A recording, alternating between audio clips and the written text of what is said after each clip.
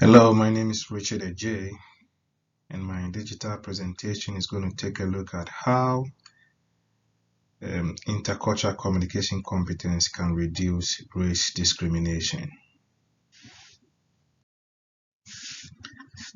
On Friday, September 30th, 2022, the United Nations, through its Human Rights Office, reported that there has been little progress in combating systemic racism against people of African descent.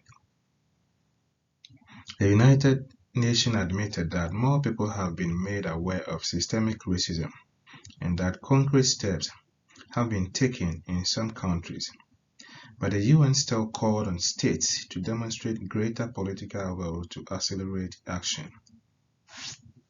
But the question we ask ourselves is, can intercultural communication play a part in the global attempt to reduce race discrimination?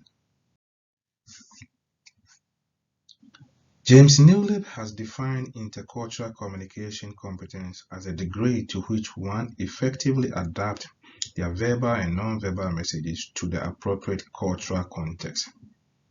This means that, irrespective of our cultural backgrounds, we should have some level of knowledge about other people's culture.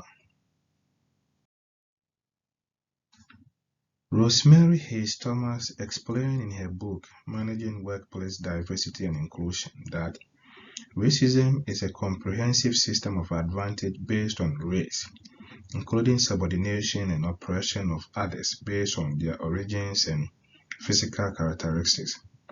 Therefore, racism is prevalent in any society where assumptions, procedures, norms, and regulations disadvantage a group based on color, race, or ethnicity. Discrimination is similar to racism in that discrimination simply refers to differential treatment based on race or ethnicity.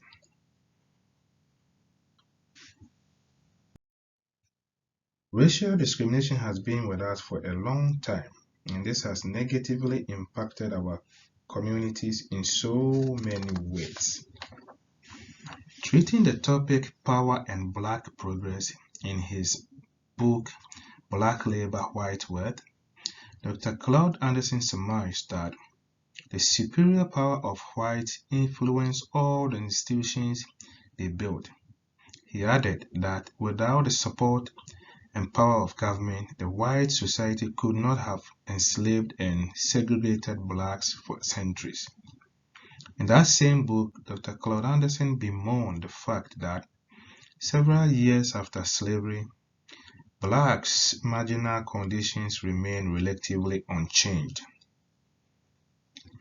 When Alicia Robb and Robert Farley discussed the access to financial capital among United States businesses, with special emphasis on the case of African American firms, they concluded that limited access to financial capital may result in undercapitalized businesses, thereby limiting potential growth among black-owned businesses.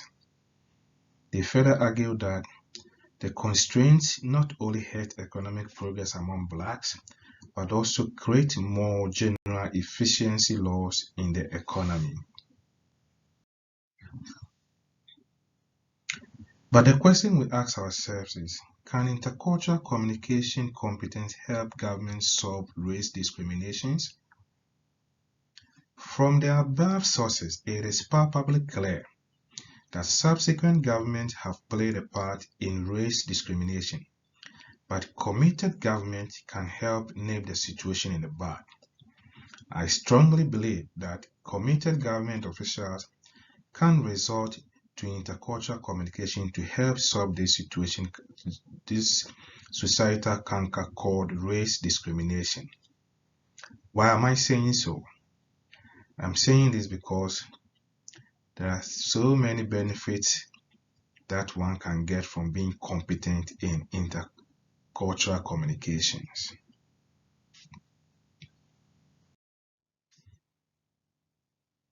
It is possible because intercultural communication competence can lead to healthy communities.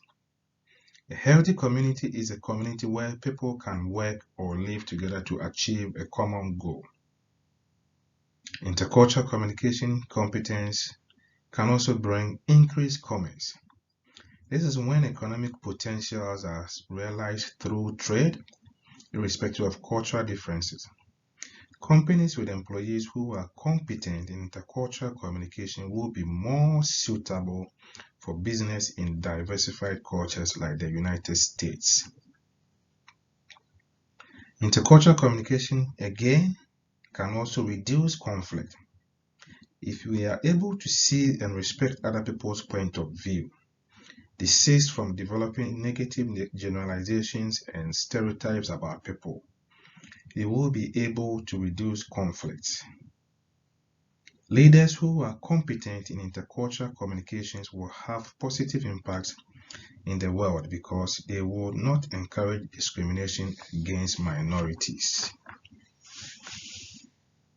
Another point is that intercultural communication competencies can also lead to personal growth through tolerance.